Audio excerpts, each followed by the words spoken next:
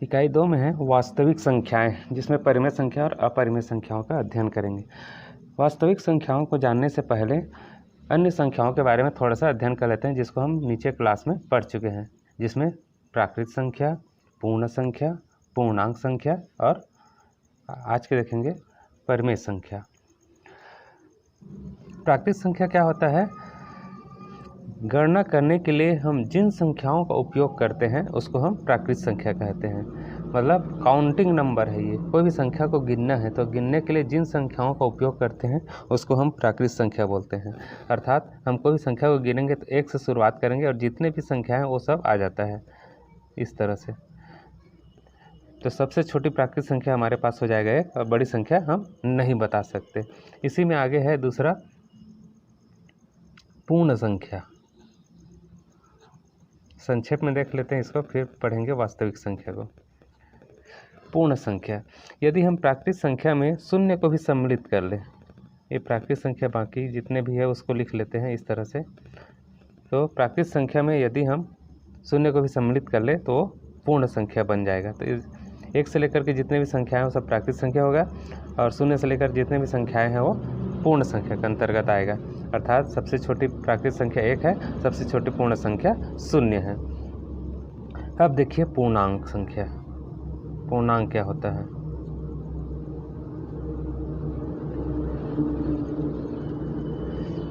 जितने भी धनात्मक संख्या है और जितने भी ऋणात्मक संख्या है और शून्य भी है, सबको एक साथ सम्मिलित रूप से देखेंगे तो वो सब पूर्णांक कहलाएगा। जितने भी प्राकृत संख्या में संख्याएं आती है इस तरह से, पूर्ण संख्या का 0 और जितने भी ऋणात्मक संख्या है इसको हम सम्मिलित रूप से एक साथ ले लेंगे तो ये पूर्णांक कहलाता है। जितने भी धनात्मक संख्या, जितने भी ऋणात्मक संख्या, 0 सब एक साथ मिला देंगे तो वो पूर्णांक संख्या कहलाएगा। अब देखेंगे हम परिमेय संख्या। परिमेय संख्या क्या होता है?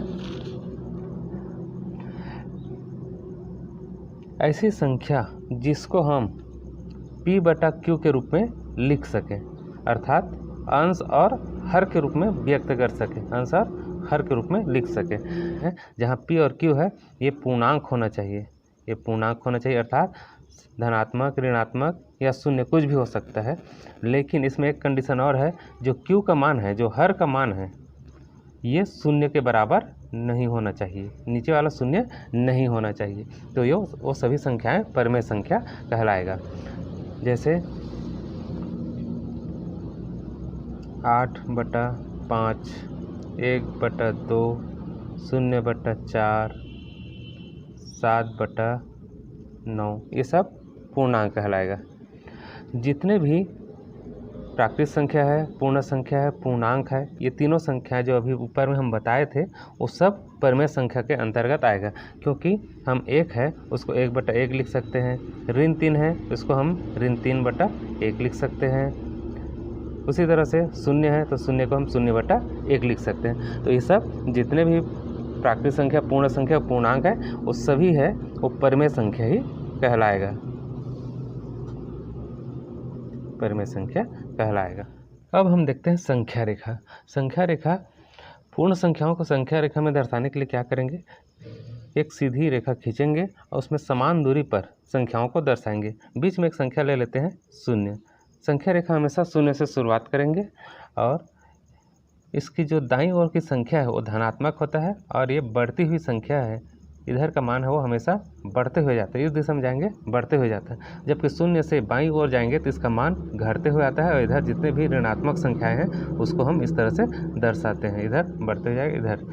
संख्या रेखा में इसकी विशेषता ये होता है, यदि हम संख्या रेखा में बाएं से दाएं ओर की जाएंगे, इस दिशा में जाएंगे तो इसका मान है वो बढ़ते हुए जाता है और वापस हम इस दिशा में आते हैं, दाएं से बाएं ओर आते हैं, इस दिशा में आएंगे, इस दिशा में आएंगे तो इसका मान है वो घटते हुए आता है। जैसे हम यही संख्या लेते हैं 0, 0 उधर इस दिशा में आगे बढ़ेंगे तो इसका मान बढ़ेगा 1, मतलब 0 से बड़ा है 1।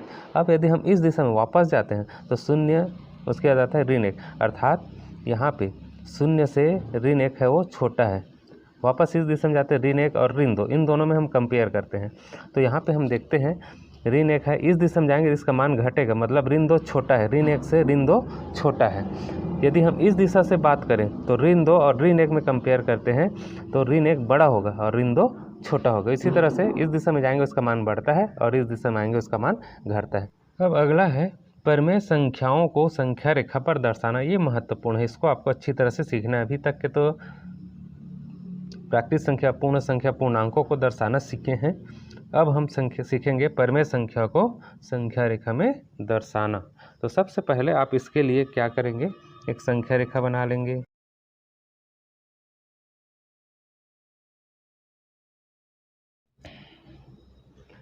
अब देखिए हमको दिया एक संख्या, कोई सा भी एक परिमेय संख्या दिया है, जैसे कि 1/3, इसको संख्या रेखा में दर्शाना है। ये जो परिमेय संख्या है इसको हमको संख्या रेखा में दर्शाना है। क्या हम P/Q को संख्या रेखा में दर्शा सकते हैं? तो हाँ, हम इसको दर्शा सकते हैं। तो संख्या रेखा में दर्शाने के लिए क्या करेंगे, 1/3 है, इसको थोड़ा सा ध्यान देना है। इसको समझने के लिए थोड़ा सा ये चीज़ समझना है कि जो दी हुई संख्या है ये उचित भिन्न है कि अनुचित भिन्न है, इसको आपको पहचानना है, उचित भिन्न और अनुचित भिन्न। तो इसको समझना है। तो उचित भिन्न किसको कहेंगे? ऐसा भिन्न जिसका अंश का मान हर के मान से कम होता है। देखिए यहाँ अंश का मान कम है, इसका अंश ये उचित भिन्न होगा।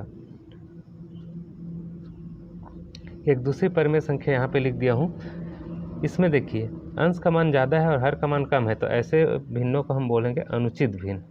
ये अनुचित है और ये वाला उचित भिन्न है, इसी को समझना है। तो इसमें संख्या रेखा में दर्शाने के लिए इन दोनों को आपको अच्छी तरह से समझना है। यदि उचित भिन्न है तो उचित भिन्न हमेशा यदि धनात्मक है तो उसका आंसर 0 और 1 के बीच में मिलेगा, और यदि अनुचित भिन्न है तो उसको मिश्र भिन्न में बदल देना है। उसके अनुसार फिर उसको संख्या रेखा में उसका स्थान है वो निर्धारित होता है। ये देखिए एक संख्या रेखा खींच लिए हैं। अब हमें इसमें 1/3 है, इसको दर्शाना है। चूँकि ये उचित भिन्न है, हम पहले से जान गए हैं उचित भिन्न कैसे जाने।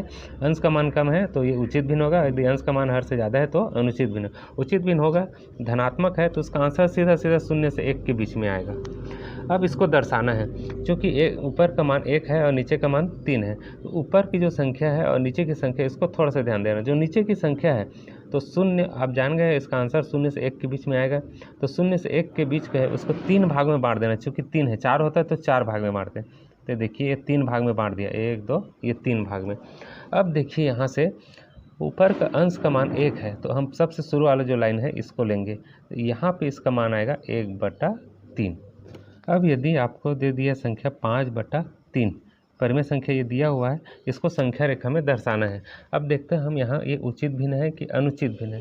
क्योंकि अंश का मान ज़्यादा है इस कारण से ये अनुचित भिन्न है। अनुचित भिन्न है तो इसको आप मिश्र भिन्न में पहले बदल लेंगे, इसको मिश्र भिन्न में बदलेंगे तो ये हो जाएगा इस तरह से। इसको घटाएंगे तो बचेगा 2, इसको हम लिख सकते हैं 1 सही 2/3। चूँकि ये धनात्मक है और इसको भाग दिए तो 1 इकाई पूर्ण हो गया है, मतलब हम 0 से 1 स्थान यहाँ पे आ चुके हैं। अब अगली संख्या हमारे पास यहाँ पे बचा है ये 2/3, मतलब ये 2/3 और आगे 1 इकाई पूर्ण हो गया। अब 2/3 है, ये 1 और 2 के बीच में मिलेगा। तो नीचे में देखिए 3 है तो इसको हम 3 भाग में फिर ये इस तरह से बांट लिए। उसमें से तो दूसरा लाइन है, पहला और ये दूसरा लाइन। तो यहाँ पे जो स्थान मिल रहा है यही 5/3 को दर्शाएगा।